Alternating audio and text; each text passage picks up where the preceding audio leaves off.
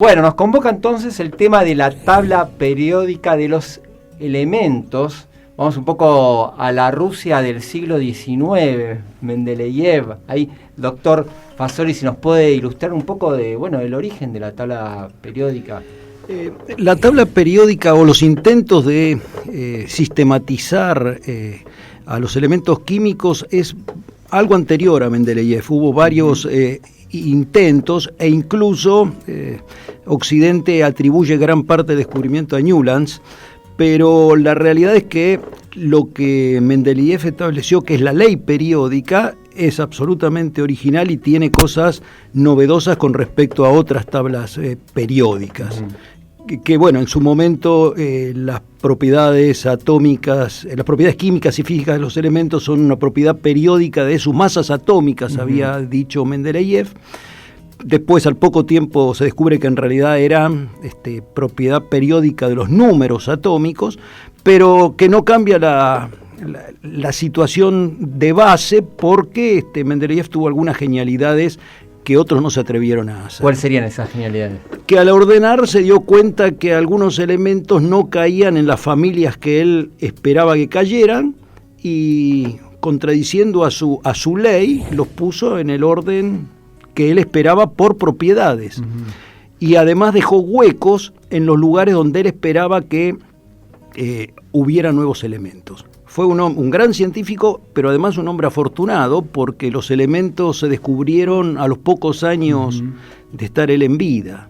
¿Cómo está organizada la tabla periódica? La recordarán algunos oyentes tal vez de sus años en el secundario, sobre todo en cuarto año, comprar la tabla periódica para la materia química. ¿Cuál es la lógica? ¿Cómo se estructura? Y se encuentra estructurada en que son grupos o familias, que se le denomina, que son 18, y en periodos, que en forma, lo que sería vertical, se encuentran los grupos o familias, que son los que comparten las propiedades físicas y químicas, que es lo que decía el doctor Fasoli, y después en periodos de manera horizontal. Y después están algunos grupos que tienen los nombres más conocidos, que son los grupos de los alcalinos, alcalinotérreos, los gases nobles, los halógenos, y eso que dentro de todo siempre es lo que se va manejando. Y como bien decía el doctor Fasoli, el gran aporte que hizo Mendeleev a lo que es la tabla periódica, y por eso se definió como que era la tabla periódica la que había propuesto Mendeleev, es esa visión a futuro de que él, en el momento que la diseñó, no estaban todos los elementos que se conocen hasta el día de hoy, sino que dijo, en algún momento van a seguir más y tienen que seguir este orden, cosa que anteriormente ninguno de los que había propuesto otras tablas periódicas lo había logrado. Y le fue más fácil ubicar, por ejemplo, a los metales alcalinos térreos en comparación con los de transición o los de transición interna, o ¿cómo fue? ¿Dejó en blanco eso? Bueno, el nombre de transición y transición interna es un nombre más bien moderno y vinculado a la física, ¿no? A la estructura atómica. Los metales se llamaban en ese tiempo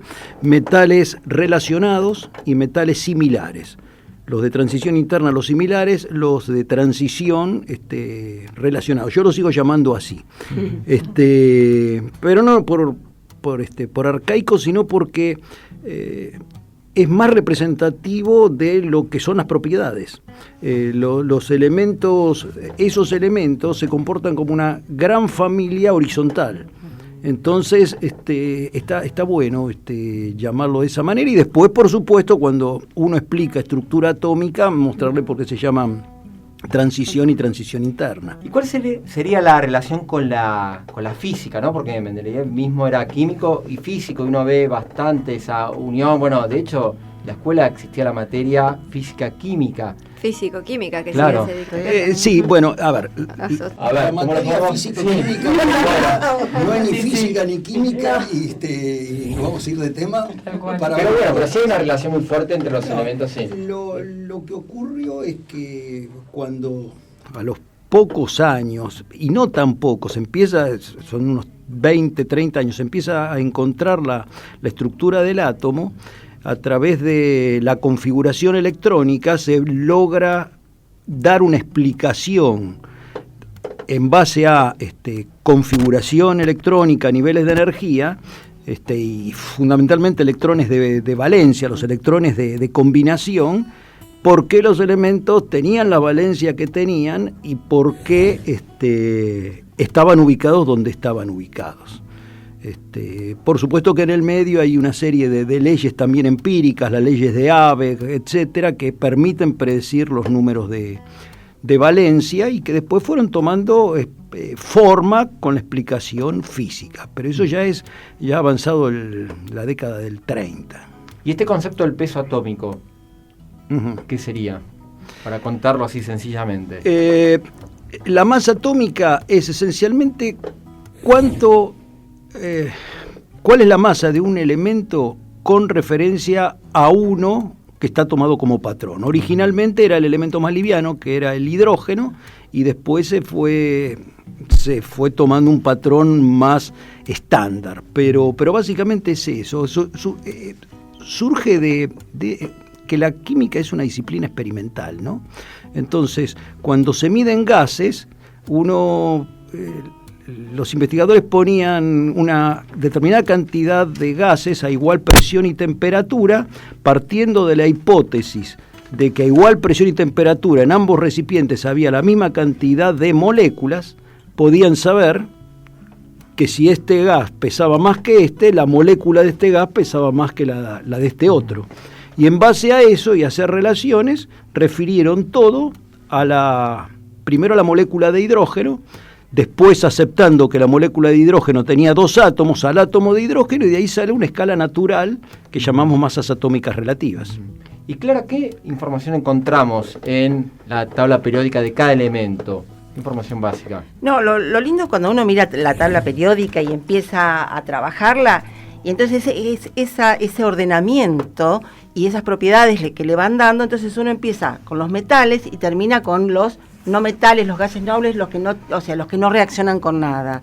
Porque claro, y un poco acá viene lo que hacen los físicos. Los físicos un poco miran la estructura electrónica, entonces ahí se rozan la física y la química, y entonces cuando hablamos de los elementos, cómo reaccionan los elementos con los electrones de la última capa.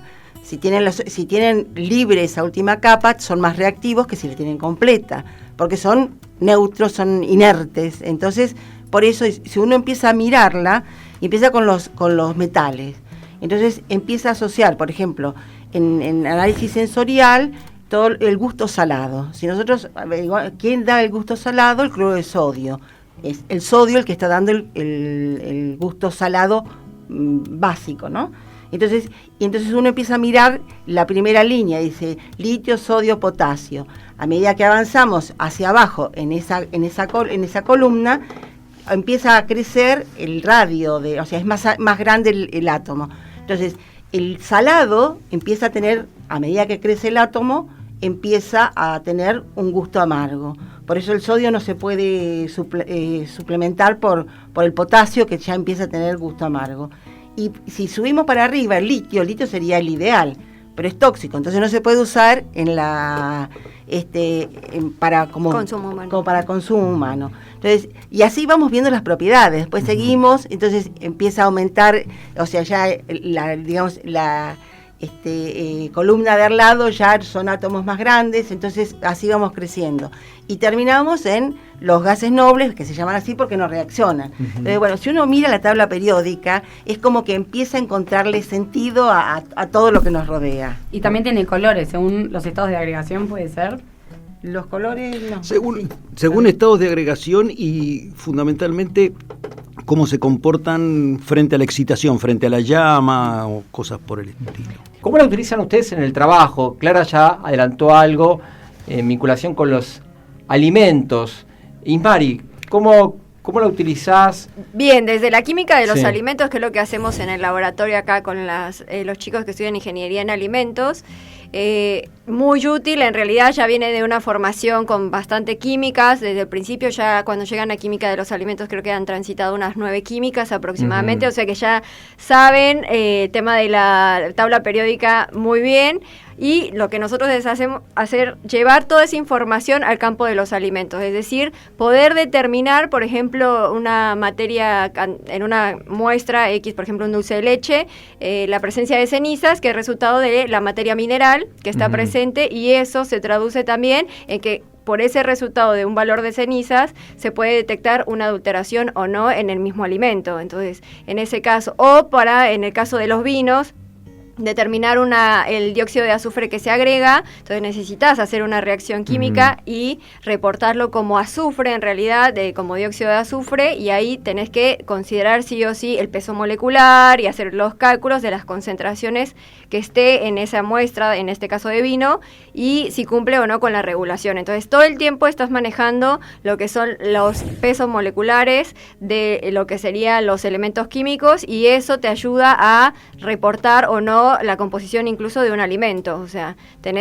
siempre tenés que estar manejando todo lo que sería la tabla periódica. Bueno, está bastante relacionada, Clara, porque sos la directora de la tesis de Ismari.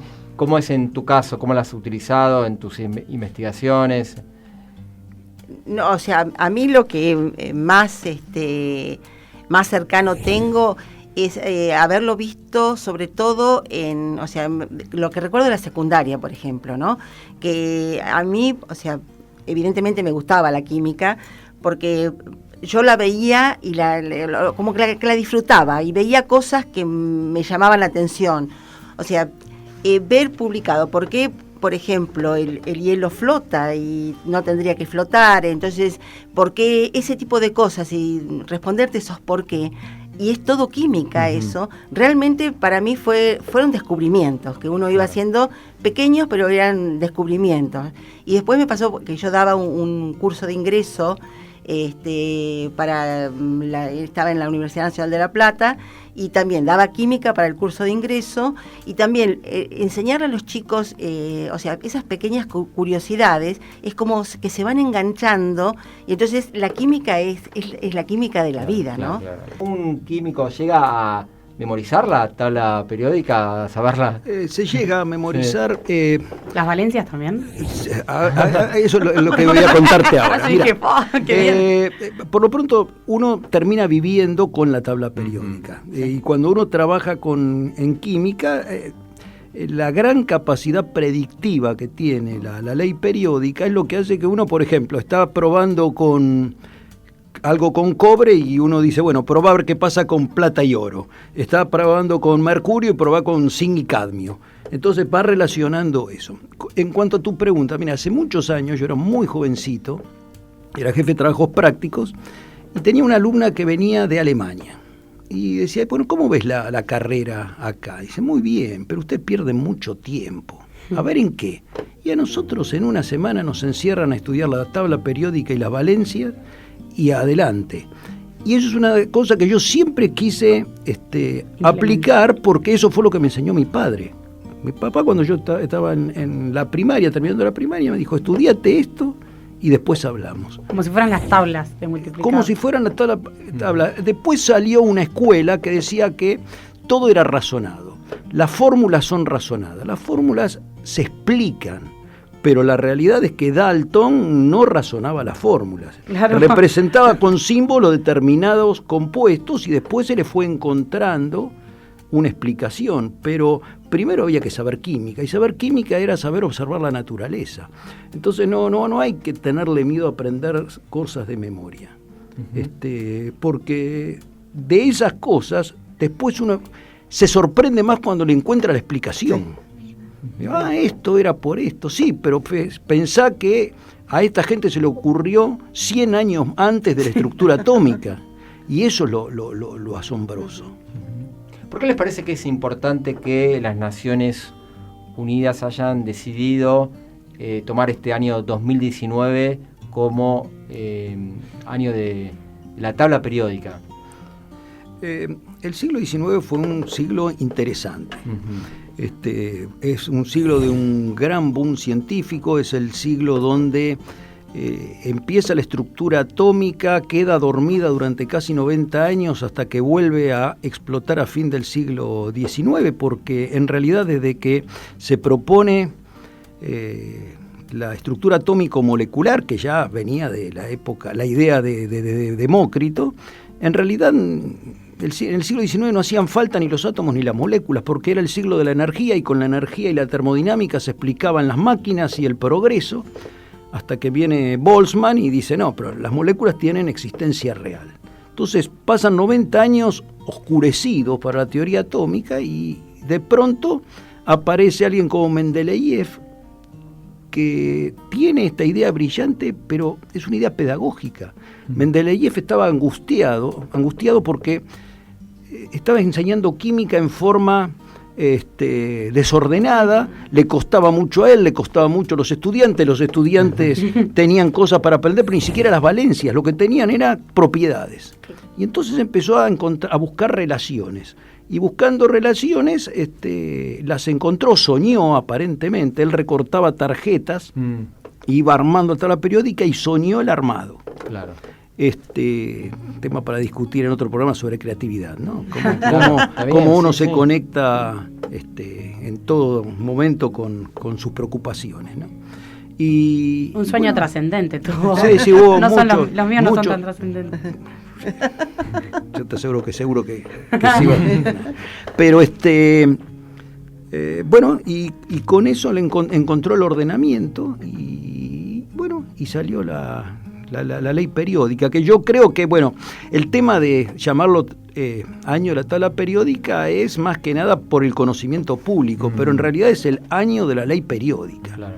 La ley periódica que se traduce en forma gráfica en lo que conocemos como tabla periódica. Claro. Pero el aporte conceptual es la ley periódica. Y ya, digamos, esa genialidad tiene como un orden de perfección, en el sentido que pueden aparecer nuevos elementos, pero siempre se van a organizar en función de y de hecho, esa estructura que ya se pensó en el siglo XIX y bueno, y antes obviamente hubo antecedentes, pero ahí se cristalizó esa idea. Claro, hasta el momento de Mendeleev se conocían 63 elementos. Al poco tiempo ya habían cerca de 70 y prácticamente antes de la Segunda Guerra ya estaban los 90 naturales. Después vinieron los sintéticos y hoy en día estamos teniendo elementos que viven un suspiro y los ponemos en algún lugar de la tabla periódica, pero que son muy inestables, ¿no es cierto? Y hay elementos que inclusive tienen nombres de científicos reconocidos, claro. Copérnico. Sí, se le fue dando nombres. Y a Einstein, ¿no? Sí, a Einstein. Seaborg, que hizo gran contribución en la química nuclear, tiene su elemento. Está el Mendelevio también. Está el Mendelevio, que tuvo muchos de esos elementos tuvieron grandes controversias porque había un nombre en Oriente y otro nombre en Occidente. Claro. Cuando se ordena la primera tabla periódica no se conocían los llamados gases nobles, que hoy más bien llamamos gases monoatómicos. Entonces los descubre Sir William Ramsay, que descubre el argón y después de ahí aparece una cascada de descubrimientos que él mismo descubre los otros gases monoatómicos.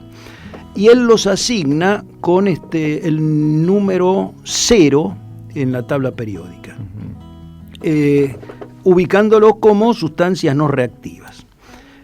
Pero en la década del 20 y del 30 en la Argentina hay un investigador que se llama Horacio Damianovich que empieza a trabajar en compuestos de los gases monoatómicos y descubre algunos compuestos que están citados en la bibliografía científica hasta los años 1960 y entonces él ubica a esos elementos en la familia 8 de la tabla periódica.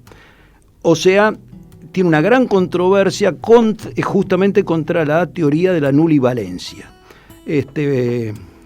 Fue reconocido mundialmente, daba charlas, lo invitaban a dar charlas en las academias de Francia, de Inglaterra, pero nunca fue reconocido en la Argentina. Damianovich fue el que crea la primera escuela de ingeniería química en la Universidad del Litoral, en Santa Fe, y sus trabajos para la época eran adelantados. Hoy en día todavía no sabemos si esos compuestos son realmente compuestos químicos, pero les propuso una fórmula y yo creo que hay que repetir los experimentos. Pero lo fundamental es la filosofía que hay encerrada ahí. Él dijo, no pueden haber elementos químicos sin propiedades químicas. Y eso a mí me pareció una genialidad que aprendida a principio de la universidad le cambia el panorama. Bueno, el gran aporte de Damianovich fue transformar al grupo 0 en grupo 8. Y con eso cerrar completamente a la tabla periódica como sustancias con elementos reactivos, porque de hecho ya se conocen las sustancias químicas de muchos gases monoatómicos, fundamentalmente del xenón, que es el que tiene más reactividad. Clara, el otro día estuvimos en el Centro Cultural de la Ciencia, recibió un premio muy importante, el premio L'Oréal, la beca L'Oréal, la investigadora Florencia Cairol del Biomed, que estuvo aquí hace poco hablando como parte del laboratorio que dirige la doctora Kremaski. ¿Querés contar un poco a los oyentes cómo fue ese acto para dar un poco el pie a esto del aporte de las mujeres?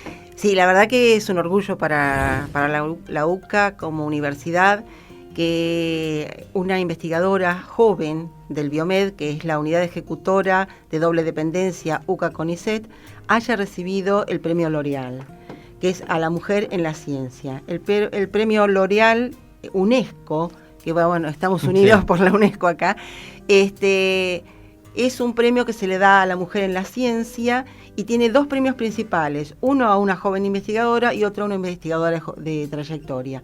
María Florencia Cairol llevó el premio de joven investigadora.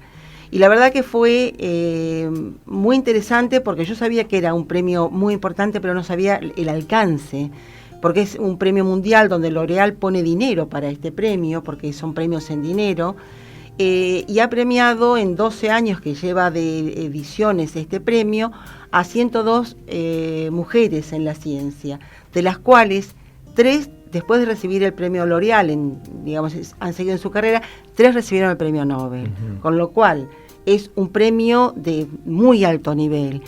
Y a mí me encantó el evento fue precioso porque L'Oréal hace un video, el evento se inicia con un video de L'Oréal y L'Oréal inicia además la música fuerte, todo el ambiente era muy, muy lindo y el lema del video es la belleza es nuestra inspiración.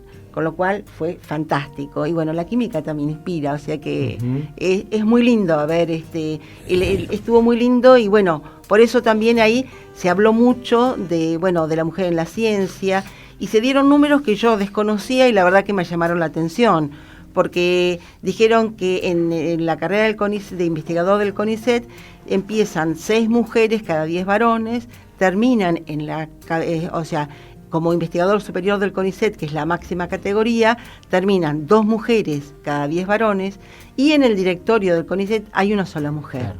Con lo cual todavía, hay que seguir avanzando porque, empiezan muchas mujeres, pero después es como que se van quedando o no dan espacios. Eso lo podemos llevar al campo de la química, donde se asocia o por lo regular a todos los descubrimientos y todo eso. En el siglo XIX, cuando estaba hablando el doctor Fasoli, se hablaba mucho de los hombres y de los que estaban con el desarrollo y la ciencia, pero en realidad había bastantes mujeres también, que por ahí algunas se hicieron conocidas, la más conocida Marie Curie, que con su marido Pierre Curie, que era como siempre el acompañamiento, pero en realidad quedaron muchas otras más que no fueron como reconocidas de los aportes que hicieron a la parte de la química. Una de ellas que es Lisa Meitner, que con Otto Hahn, que lo que hicieron fue el descubrimiento del protactonio, pero que no le fue reconocido por el simple hecho de un tema, no sé, si por un tema de que era mujer o otros temas políticos que consideramos que también eran importantes para esa época. Y recién en el 97 la UPAC bautizó el elemento 109 como Meiterium en su honor, para que fuera realmente reconocida muchísimos años después. Y así hay otros casos, por ejemplo Ida Nodak, que así se le reconoció el descubrimiento del renio, y después Marie Curie, el polonio y el radio, y Marguerite Perey, que es el francio, pero son pocas y muchas otras que seguramente quedaron ocultas o que su información fue de alguna manera tomada por alguien con mayor poder y presentada de otra manera. Pero considero muy importante lo que se hacen con todos estos tipos de premios también, porque se necesita que se tenga mayor presencia de la mujer en las ciencias y que se trate de reconocer todo ese aporte que se hace también como trabajos de investigación y todo eso, que no siempre fue así y que bueno, ahora está tratando de virar un poco todo eso y decir realmente hay que reconocer a todos por igual sin importar X o Y cosa. Entonces eso me parece que es muy muy importante y que mejor con un premio que te da el puntapié también para que la información se difunda y de esa manera seas conocida. Eso es algo que está cambiando, ¿no? De a poco, pero que hay mucha responsabilidad de todos en que siga cambiando, ¿no? Exactamente. Sí, todos podemos aportar un poco. Exactamente, todos podemos aportar un poco desde la parte de acá, cuando los chicos estudian el grado también, o sea, tratar de fomentar eso, que las mismas, no solamente los chicos, sino las chicas entren al tema de la ciencia y a investigar y a esa curiosidad siempre a llevarla a cabo, a ya sea una carrera de investigador o algo así. Sí, el caso más trascendente y paradigmático fue el del descubrimiento de la estructura de los ácidos nucleicos, ¿no? La doble hélice. Porque cuando uno le hacían leer La doble hélice, el libro de Watson, no se explicaba a los 20 años por qué Rosalind Franklin no había compartido el premio Nobel. Y, digamos, uno le hubiera otorgado el premio Nobel siendo tan joven.